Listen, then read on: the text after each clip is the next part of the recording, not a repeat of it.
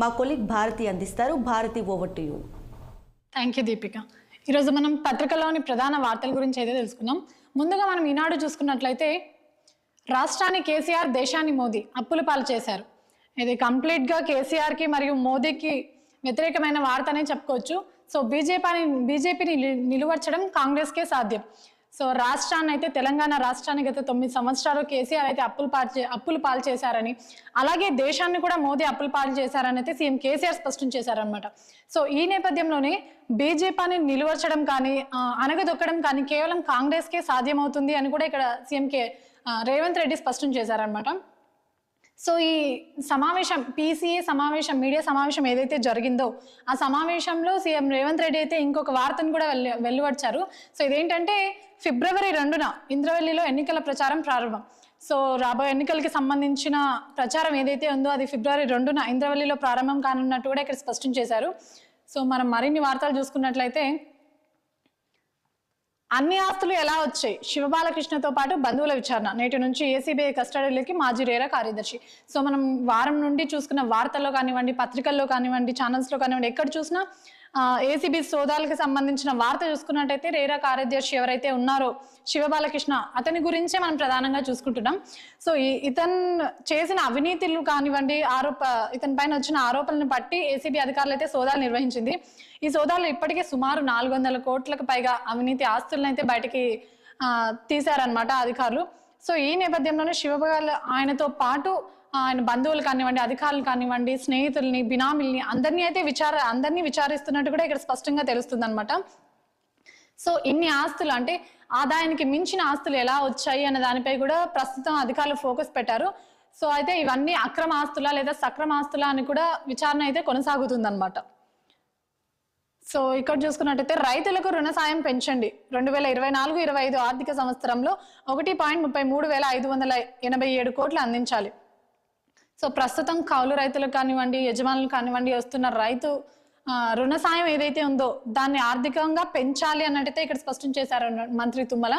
So image ని కూడా మనం చూసుకోవచ్చు అనమాట. నాబార్డ్ ప్రాధాన్య పత్రం విడుదల చేస్తున్న మంత్రి తుమ్మల, అలాగే ఆ బోర్డు మెంబర్స్ ఎవరైతే ఉన్నారో వాళ్ళకి సంబంధించిన ఇమేజ్ కూడా మనం ఇక్కడ చూడొచ్చు. సో నేటి నుంచి పార్లమెంట్ సమావేశాలు, నూతన భవనంలో రాష్ట్రపతి ప్రసంగం, ఆర్థిక సర్వే ప్రవేశపెట్టున్న నిర్మలా సీతారామన్.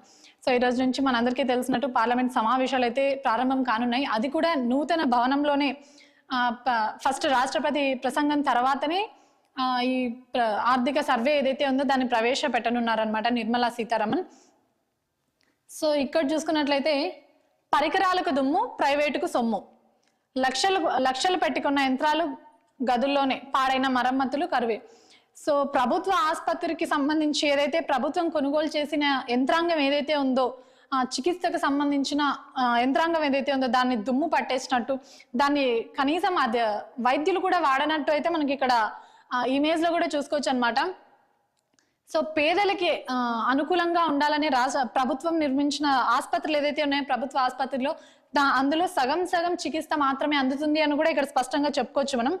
అయితే పూర్తి స్థాయిలో అయితే ఈ యంత్రాంగాలు ఏవైతే ఉన్నాయో, కనీసం ఎక్స్రే ఇక్కడ చూసుకోవచ్చు మనం, ఎక్స్రే గదికి తాళం. సో ఎక్స్రేని కూడా పూర్తి స్థాయిలో వాడలేదు అని కూడా మనం ఇక్కడ చెప్పుకోవచ్చు.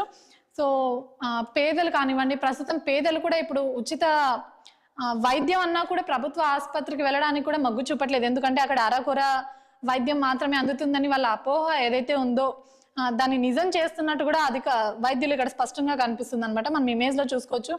సో మహబూబ్ నగర్ ప్రభుత్వ ఆసుపత్రిలో ఎక్స్రే యంత్రాంగం గదికి ఏడాది క్రితం పాడైన ఈ యంత్రాంగం ఏదైతే ఉందో దానికి సంబంధించిన మరమ్మతులు కూడా చేయించకుండా వైద్యులు, హాస్పిటల్ సిబ్బంది ఏదైతే ఉన్నారో దాన్ని అలాగే వదిలేసిన వైనం కూడా మనం ఇక్కడ చూడొచ్చు అనమాట. సో ఇది సర్పంచ్లకి, రాష్ట్రంలోని గ్రామాల్లోని సర్పంచ్లకు సంబంధించిన వార్త అని కూడా చెప్పుకోవచ్చు. తక్షణం సర్పంచ్ల నుంచి రికార్డుల స్వాధీనం.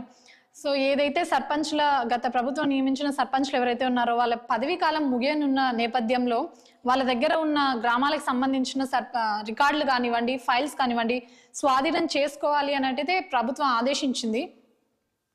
సో ఇవి ప్రధానంగా మనం చూసుకున్నట్లయితే సాయి సింధు ఫౌండేషన్ కు భూముల కేటాయింపు నిలిపివేత.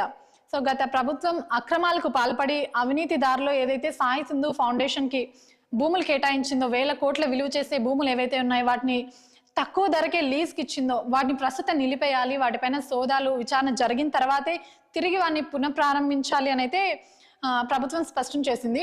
సో ఇవి ప్రధానంగా మనం ఈనాడులో చూసుకున్న వార్తలు. వెలుగులో మనం ప్రధానంగా బ్యానర్ వార్తల్లో చూసుకున్నట్టయితే మరిన్ని గ్రూప్ 1 పోస్టులు అనుబంధ నోటిఫికేషన్ కు కసరత్తు, ఖాళీగా ఉన్న పోస్టుల వివరాలు పంపాలని ఆర్థిక శాఖ ఆదేశం. సో గ్రూప్ 1 కి సంబంధించిన అనుబంధ నోటిఫికేషన్ ఏదైతే ఉందో దాన్ని విడుదల చేయడానికే ప్రభుత్వం కసరత్తు చేస్తున్నట్టు కూడా స్పష్టం చేసింది ఇక్కడ. సో అయితే ఖాళీగా ఉన్న పోస్టులు ఏవైతే ఉన్నాయో వాటి వివరాలను కూడా పంపాలని అయితే ఆర్థిక శాఖ ఆదేశించినట్టు కూడా ఇక్కడ మనకు స్పష్టంగా తెలుస్తుంది అనమాట. సో ఇక్కడ కూడా మనం ఇందాక చూసుకున్నాం కేసీఆర్ అలాగే మోదీని సంబంధించిన వార్త. మనందరికీ తెలుసున్నట్టు ప్రస్తుతం రాష్ట్రంలో కేసీఆర్ ప్రభుత్వంలో జరిగిన అవినీతులు ఏవైతే ఉన్నాయో, అక్రమాలు ఏవైతే ఉన్నాయో వాటిని తవ్వి తీయడంలో ప్రభుత్వం ముందడుగేసిద్దని కూడా చెప్పొచ్చు. అలాగే ఇప్పుడు కేసీఆర్ తో పాటు ప్రధాని మోదీ మీద కూడా కాంగ్రెస్ ప్రభుత్వం దృష్టి మళ్ళినట్టు కూడా ఇక్కడ చెప్పుకోవచ్చు అనమాట. సో కేసీఆర్ మోదీ చీకటి దోస్తులు, విభజన హామీలపై ఈయన అడగలే, ఆయన ఇవ్వలే, సీఎం రేవంత్ రెడ్డి. సో విభజన హామీలు ఏవైతే ఉన్నాయో వాటికి సంబంధించి మాజీ సీఎం కేసీఆర్ ఎప్పుడైతే దాని గురించి ప్రధానితో ప్రసంగించలేదని అందుకు కూడా ఆయన అలాగే అనుకూలంగా స్పందించారని కూడా సీఎం రేవంత్ రెడ్డి స్పష్టం చేశారు.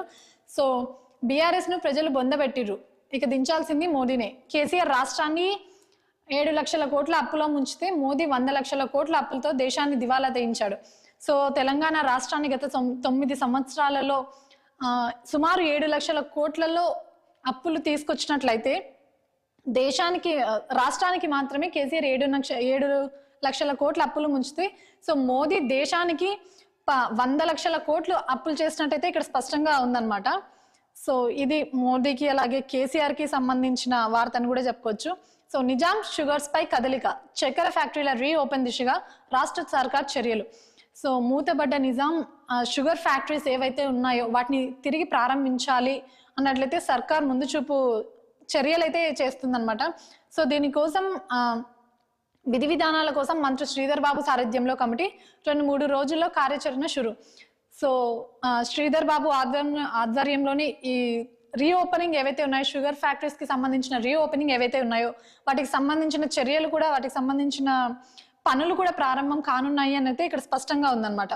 సో ఇమేజ్ లో కూడా మనం చూసుకోవచ్చు మూతపడిన Muthyampet Nizam sugar factory. So ఇక్కడ చూసుకున్నట్లయితే డబుల్ ఇండ్లు ఇప్పిస్తామని ఒకే ఊర్లో 2 కోట్ల వసూలు, 100 మంది నుంచి కమిషన్లు తీసుకున్న లీడర్ ఒక్కొక్కరి నుంచి 1.70 లక్షలు, 3 నుంచి 3 లక్షలు వసూలు. ఓ బాధితురాలి ఫిర్యాదుతో బీఆర్ఎస్ నేతపై cheating case. So double bedroom ఇల్లు ఇప్పిస్తామని అయితే గత ప్రభుత్వం నేత ఎవరైతే ఉన్నారో, బీఆర్ఎస్ కి సంబంధించిన పార్టీ నేత ఎవరైతే ఉన్నారో సుమారు 100 మంది దగ్గర 2 కోట్లు వసూలు చేసినట్టయితే ఇక్కడ స్పష్టంగా మనం వార్త చూసుకోవచ్చు అనమాట. సో దాంతో ఒక బాధితురాలు ఫిర్యాదు మేరకి ఈ మొత్తం అవినీతి బయటకు వచ్చిందని కూడా ఇక్కడ స్పష్టం చేశారు. సో అలాంటి వార్త మనం ఇక్కడ చూడొచ్చు. దళిత బంధు ఇప్పిస్తానని 6 లక్షల కమిషన్, డబ్బులు వాపస్ ఇవ్వాలని సర్పంచ్ ఇంటి ముందు బాధితుల ధర్నా. సో ఇది సిద్దిపేట జిల్లా ధూల్పేట మండలం తోర్నాల్లో ఈ ఘటన అయితే చోటు చేసుకుందనమాట. అయితే దళిత బంధు ఇప్పిస్తామని ఒక బాధితులు ఎవరైతే ఉన్నారో వాళ్ళ దగ్గర నుంచి సుమారు 6 లక్షల రూపాయలు కమిషన్ అయితే వసూలు చేసినట్టు తెలుస్తుంది. అయితే కమిషన్ తీసుకున్నాక కూడా వాళ్ళకి దళిత బంధు రాకపోవడంతో తమ డబ్బులు తమకు రిటర్న్ చేయాలి అన్నట్టు సర్పంచ్ ఇంటి ముందర అయితే ధర్నా చేస్తున్నారు అనమాట. దానికి సంబంధించిన ఇమేజ్ కూడా మనం చూసుకోవచ్చు. ఇవి 2 చూసుకున్నట్లయితే గత ప్రభుత్వంలో బీఆర్ఎస్ నేతలు ఎవరైతే ఉన్నారో, బీఆర్ఎస్ నేత అలాగే బీఆర్ఎస్ సర్పంచ్ ఎవరైతే ఉన్నారో వాళ్ళకి సంబంధించిన అవినీతి అని మనం ఇక్కడ చెప్పుకోవచ్చు అనమాట. సో మరికొన్ని వార్తల్లోకి వెళ్తే గత సర్కార్ నిర్ణయాలపై ప్రభుత్వం సమీక్ష, అప్పటి కేబినెట్ సమావేశాల్లో తీసుకున్న డెసిషన్ పై పూర్తి స్థాయి నివేదిక ఇవ్వాలని అధికారులకు ఆదేశం. సో గత ప్రభుత్వంలో ఏదైతే కేబినెట్ లో సమావేశాలు జరిగినప్పుడు తీసుకున్న నిర్ణయాలు ఏవైతే ఉన్నాయో అందులో అన్ని అక్రమాలు ఉన్నాయా లేక మొత్తం సాఫీగా జరిగిందా అన్న విషయాన్ని తెలుసుకోవడానికే ప్రస్తుతం సర్కార్ అయితే దాని గురించి నివేదిక ఇవ్వాలి, వెంటనే నివేదిక ఇవ్వాలి అన్నట్టయితే స్పష్టం చేసింది. సో కొందరు మంత్రులు, ప్రజాప్రతినిధులు కార్పొరేటర్లకు మేలు చేసేలా నిర్ణయాలు తీసుకుంటున్నట్టు గుర్తింపు. సో ఎవరైతే బీఆర్ఎస్ పార్టీకి అనుగుణంగా వాళ్ళ అనుచరులు ఎవరైతే ఉంటారో వాళ్ళకి లాభం చేకూరేలా కాంట్రాక్ట్లు కానివ్వండి, పనులు కానివ్వండి, నిర్ణయాలు తీసుకున్నట్టయితే ఇక్కడ స్పష్టంగా ఉంది. సో వీటిని గుర్తించిన నేపథ్యంలోనే వెంటనే నివేదిక ఇవ్వాలి అన్నట్టయితే ప్రభుత్వం అయితే స్పష్టం చేసింది అనమాట. సో ఇవి ప్రధానంగా మనం వెలుగులో చూసుకున్న వార్తలు. సో ఆంధ్రజ్యోతిలో మనం ప్రధానంగా చూసుకున్నట్లయితే, ఆంధ్రజ్యోతిలో ఏపీ వార్తలు చూసుకున్నట్లయితే, మళ్ళీ రిటైర్మెంట్ రుణం, నేటి నుంచి ఉద్యోగుల పదవి విరమణ. సో మనందరికీ తెలిసినట్టు ఏపీలో వైసీపీ ప్రభుత్వం వచ్చిన 2 ఏళ్లలోనే ప్రభుత్వ రిటైర్డ్ అధికారులు కానివ్వండి, ఉద్యోగులు కానివ్వండి, ఎవరైతే ఉన్నారో వాళ్ళకి రావాల్సిన పెన్షన్ ప్రయోజనాలు ఏవైతే మొత్తం నిలిచిపోయినట్టు కూడా మనకి తెలుసు. సో ఈ నేపథ్యంలో అప్పట్లో ప్రభుత్వం ఒక నిర్ణయం అయితే తీసుకుందనమాట. సో విరమణ కాలం ఏదైతే ఉందో వాటిని 2 ఏళ్లకు పొడిగించారు. సో ఆ 2 ఏళ్ల కాలం కూడా నేటితో అయితే ముగినింది. సో ఈ నేపథ్యంలో రిటైర్డ్ అయిన అధికారులు ఉద్యోగులు ఎవరైతే ఉన్నారో వాళ్ళకి సంబంధించి తమకు పెన్షన్ వస్తుందా, వాళ్ళకి రావాల్సిన నిధులు వస్తాయా అని అయితే టెన్షన్లో ప్రస్తుతం ఉద్యోగులు అయితే ఉన్నారు.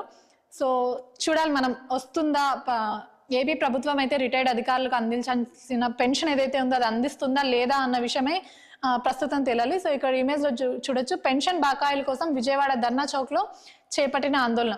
రిటైర్డ్ అధికారులు అయితే తమకు రావాల్సిన పెన్షన్ అలాగే ప్రయోజనాలు ఇతర ఏవైతే ఉన్నాయో వాటికి సంబంధించి వెంటనే మాకు నిధులు విడుదల చేయాలి అన్న నేపథ్యంలో అయితే ధర్నా చేపట్టారనమాట. సో ఇక్కడ చూసుకోవచ్చు, మారణాయుధాలతో మైనింగ్ సోదాలు, టీడీపీ సానుభూతి ఫ్యాక్టరీలనే లక్ష్యం, అధికారుల వాహనాల్లో వైసీపీ నేతలు, కర్రలు కత్తులు కారం ప్యాకెట్లు కూడా. వీరెవరైనా నిలదీసిన పర్చూరు ఎమ్మెల్యే ఏలూరి, నీళ్లు నమిలిన మైనింగ్ విజిలెన్స్ ఏడీ ప్రతాప్ రెడ్డి. సో వైసీపీ నేతలతో ఏడీ సోదాలు అయితే చేస్తున్నట్టు ఇక్కడ స్పష్టంగా వార్త చూడొచ్చు మనం. ఎవరైతే టీడీపీకి సానుకూలంగా పనిచేస్తున్నారో, ఫ్యాక్టరీలు ఏవైతే ఉన్నాయో, టీడీపీకి అనుకూలంగా పనిచేస్తున్న ఫ్యాక్టరీలు ఏవైతే ఉన్నాయో వాటిని లక్ష్యంగా చేసుకొని ఏడీ అధికారులు అయితే దాడులు కొనసాగిస్తున్నారు.